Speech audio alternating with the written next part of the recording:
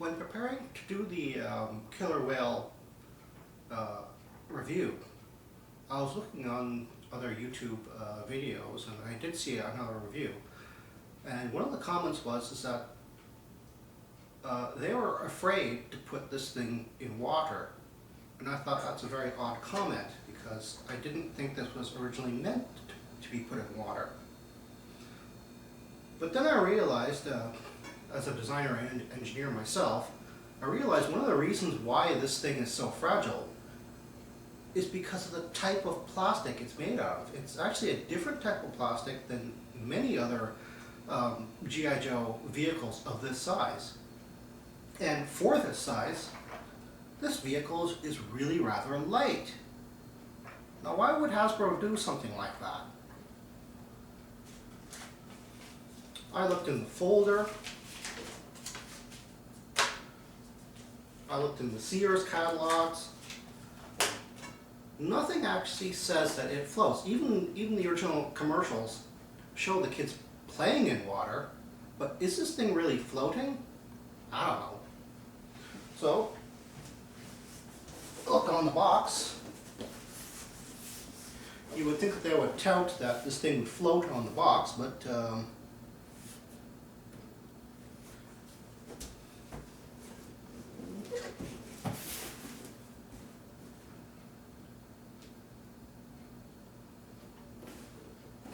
oh, there it is.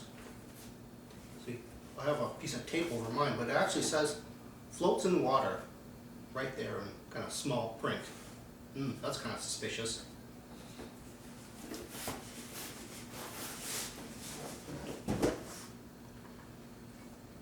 So let's see.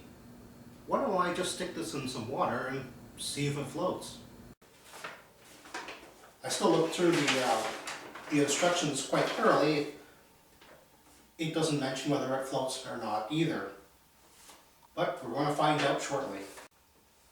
Alright, well I've got my my shallow bin here.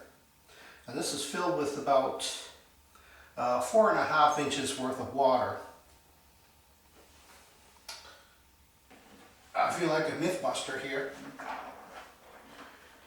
I've got my towel ready just in case.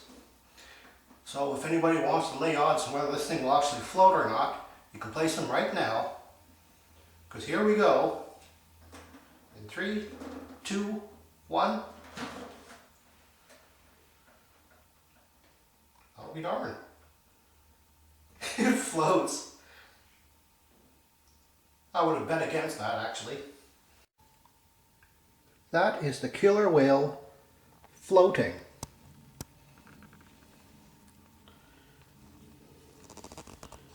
I don't know if you can see it from this angle, but it's actually rather high on the water there. It's not displacing too much of the water from the sides either. I could just turn this around a bit. Yeah, look at that.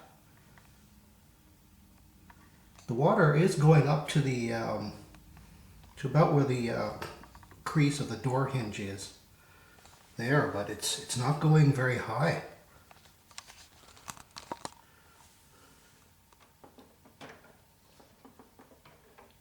I'm actually pushing it downwards. It's not taking in any water.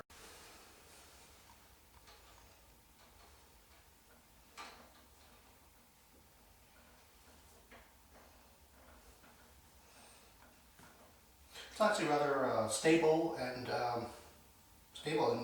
quite level as well. This doesn't have all the figures on it, but I don't think that would actually add any forward heavy or back heavy weight. This actually has everything on it right at the moment. And I'm going to check one thing. If I could. Oops.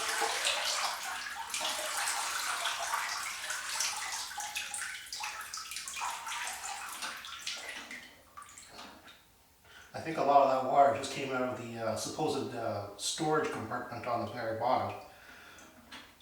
But what I really wanted to check was the status of the recon sled. because that was in there too.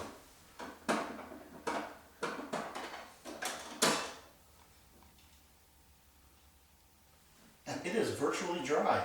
It's only a little wet on the very bottom. That's probably when I pushed it down. So yeah, even the recon sled compartment is pretty water resistant and airtight.